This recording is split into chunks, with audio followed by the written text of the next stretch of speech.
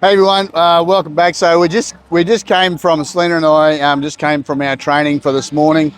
I did the early class at 7:30. She did the 9 o'clock class. We're walking back from the gym, and basically this whole area to my side over here is just under massive construction. And what we're finding is basically villages of workers. I'm not sure if they're all Mexican or they're from Guatemala or what they're doing, but anyway, they live in basically shanty towns and stuff like that, and they've got their own little economy set up and their own little. This is a butcher here behind me, and he's got meat hanging in the back, and you see someone come along on a bike, grab bags of meat, and they must be taking it back to either their family or to their little shop. But they've also got a little taqueria here, so he's just selling tacos. That's all he's doing. That's all he wants to do. So we had these chicken tacos. I finally found the best tacos we've had in the whole of the country. Right here in this place, it was 6 tacos for 80 pesos. Not sure if that's the real price or the Western price. Do not care. They were absolutely the best. Big meat, good meat, fresh meat. Good servings. I'm going to be back. I must admit, when we walked in, they looked at us as like, "What the hell are you gringos doing in here? This is really weird." They're all smiling and almost laughing at us. So I went and sat down. But as always, whenever we go into these local places where we probably shouldn't be, we're always rewarded with the best food. So we're going to keep sticking to that, and I'm going to eat here again. So anyway, guys, we'll catch you later on. We'll see what we're doing today. Bye now. Hey guys, so we've just done another session at Tulum Muay Thai, and I'm stuffed. The old girl's feeling old after all that training, but look, you know what? It's so nice to walk out of there feeling absolutely soaking wet from the sweat. We do a slow walk home. And actually today there's a really nice breeze. It's not as hot as it has been other days. So we do a really nice walk home. We actually stopped at a little food shop on the way home on the side of the street and had some tacos. They were absolutely amazing. So we've just come home, trying to sit here and take my shoes off, but I'm just feeling absolutely worn out. And I'm going to take Crue for a quick swim, get my body in the pool so it doesn't ache. I'm getting old, but look, great training session, really enjoy it. You don't realise how much you miss training like that when you come back to training, even though it's hard to get back into it. You feel damn good after it. So a good hour session of punching, kicking, some burpees, like just full on cardio, and you know what? Trainer is really good, and the whole gym are just so lovely and accommodating and friendly, and all push each other and work together, and you know what? Really great atmosphere, and I'm really enjoying it. Wish I could pick this gym up and take it everywhere I am, because it gives me motivation. Something I've lacked for a while since I've had my surgery on my hands and my elbows and a frozen shoulder. So it's nice to be getting back into it, and I hope I can keep this up in Merida, because we haven't found a gym like this yet in Merida. We've only found a actual weight gym. So hopefully we might try and find something, but who knows what we'll find. But I'll see you all later. Bye guys.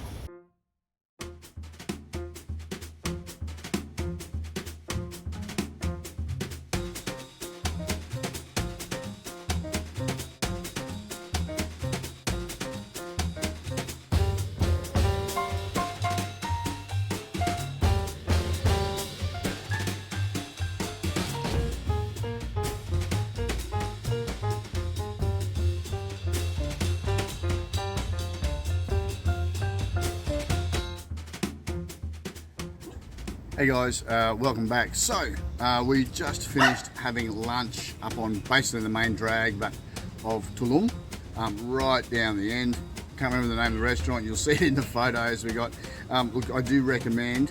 I had the chili shrimp tacos. They had this kind of like cheese on there and a bit of sauce and stuff. So good, so good. That was actually really amazing. What we've done is we've just come down this road, which is it's a dirt road, right? But it's actually Calle 14 off the main strip, and this is where the Tulum Muay Thai gym is. and at 3:30 Mondays, Wednesdays and Fridays there's a kids class. Now it is actually school holidays for the Mexican kids, so class is probably going to be a bit light on. We've just dropped Crue in to the trainer, and like Monday, it's quite potentially going to be a one-on-one again with Crue, but that's actually great. So parents, look, if you were ever hesitant about getting your kids into boxing or Muay Thai or karate or jiu-jitsu or wrestling, please don't. These sort of things are so important for your kids to build their confidence and just a whole lot of really social emotions, but actual skills as well, skills that they can take with them, you know, through life. And one of the things that when I was a teenager, when I was doing Shorin-Ryu in Toowoomba, Peter Williams, who was our head instructor, used to always say to us that as you go through life, most things can be taken off you. You can have money taken off you, you can have cars taken off you, you can have properties taken off you, you can have your girlfriend taken off you, you can have your job taken away from you. You can lose everything, but you can never lose the skills that you've given yourself over the years, right? And so I think as a gift to our kids, coming into what's probably going to be a pretty turbulent world for at least this decade. This decade's going to be pretty crazy, and life's not going to be easy.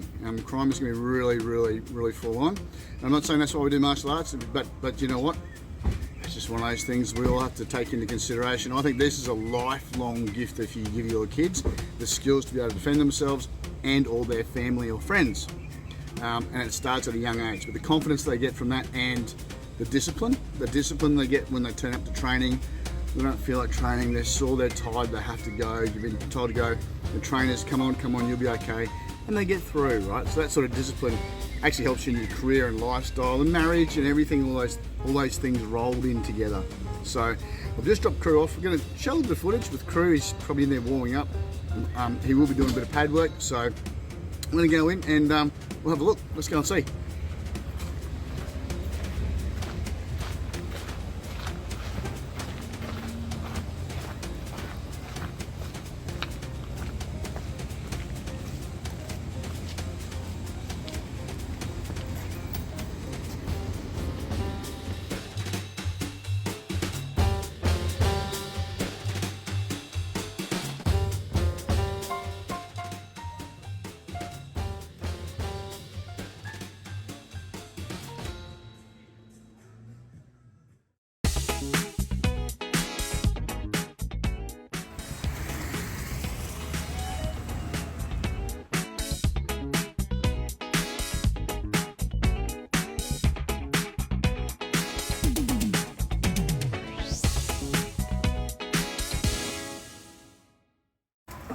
Hey guys, so we're just walking home up the highway, and we're walking past this this little, I don't know, at the front of Shantytown there's a little guy's little hut where his family live, and he's turned it into like he's just doing barbecue chickens basically, smoked barbecue chickens. I'm watching him here put this particular kind of bark or something in his little bloody big spoiler effectively, and I'm just watching him slap on chickens, and people are coming up.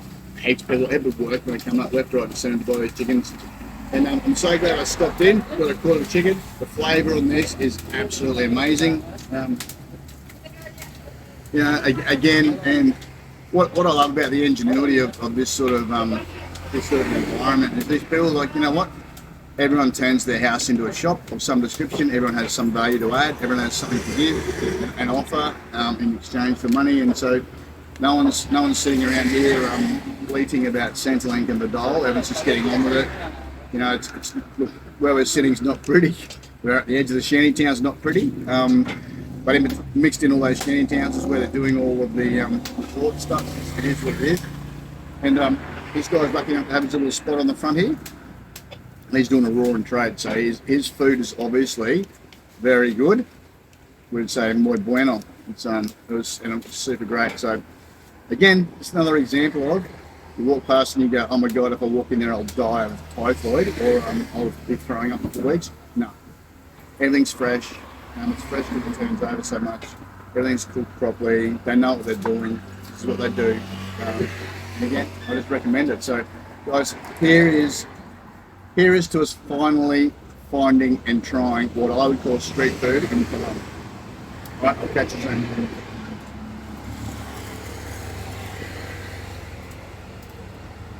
Get the fire Yeah, going. absolutely.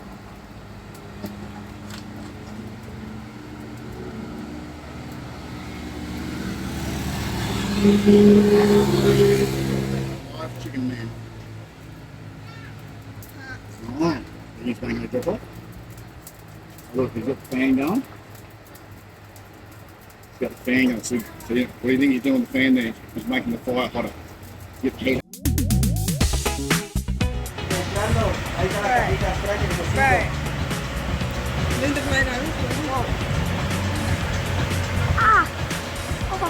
What?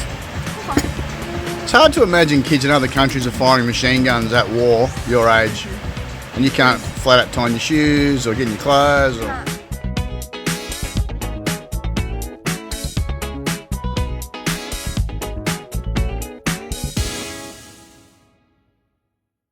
Hey guys, so we just finished dinner at Fit-A-licious, just around the corner from our hotel at Nick Hotel.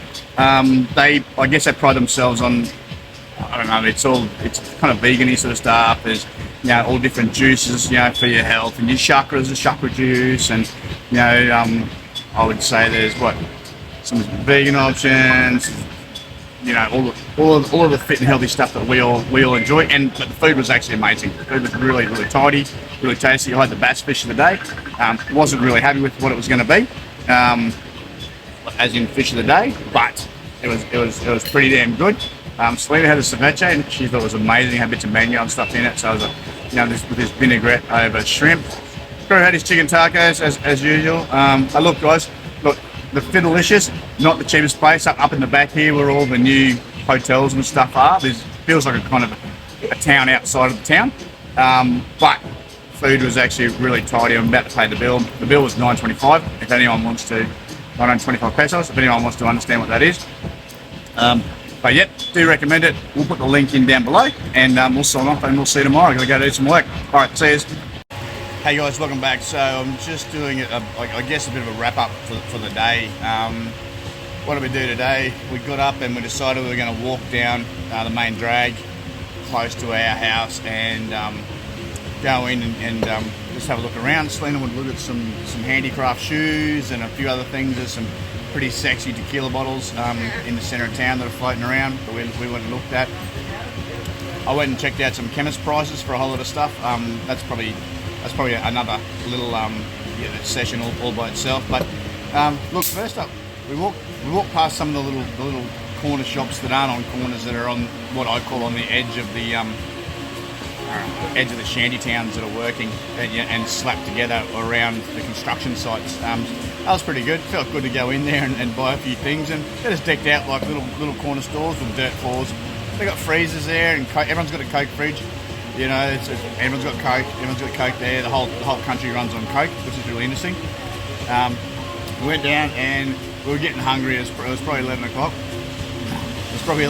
And we just stopped at the first little cutout restauranty thing that we could find. My mate didn't speak much English. And we decided to get some tortas, and they were great. Took a couple of photos of them, so they were pretty tidy. Everyone was happy with their chicken tortas. Little hint, the chili sauce. It was the first time that that I had the salsa that was on the table that I just went, yeah, that is hot. That is hot. Because I put my finger in it, went, well, yeah, I should be able to handle that. No, that was super hot. So that was interesting. And then he's like, what's happened is a guy on a motorbike's pulled up, and he's selling some, I don't know, bags of little crisps or something on the side, and he's doing a drink thing. He's got like little kind of esky things with a ladle. And the guy, the torta guy, he's told us, he said, yep, try that. So we said, how much is it? And he said, 50 pesos. He must have thought we're getting two. We're just going over. Selena's got one. So Selena comes back with a brown drink. I guess with ice in it. I guess it could have been, like a frappe or something like that. So we tasted it and we're like, this is weird. Tasted a bit like the texture was a bit chewy, like a bit gritty. Almost like there's bits of polenta in there, and it was a Caribbee sort of Ovaltine flavour but not as sweet. So he said, you know, it was probably the drinking chocolate that you get, which you're going to make up before you actually put the sugar and milk in yourself. Really old school. So it was that. He said, yeah, it's natural cocoa. We just ground it up and that sort of thing. So had like kind of like an iced chocolate without the sugar. So it's an interesting flavour. It'd take a bit of getting used to. I hated it. Crue wasn't happy. He's a sugar baby, so he that's what he wanted. But so really enjoyed that. Filled up, went up and walked through town, had a bit of a look around, dropped into a few different shops, came back up the highway, and there was one guy there, and you'll see in some of the photos before in the little video. They're cooking his chicken, and finally got a chance to stop. He wasn't too busy at his little house, with his front bloody room is. There's basically a big Weber barbecue cooking chickens, and everyone's rolling up and getting their chickens, and I just had a quarter of that. So that was pretty damn good too. So anyway, guys, it's been a good day. I'm going to leave it at that, and I'll talk to you soon. All right, see ya.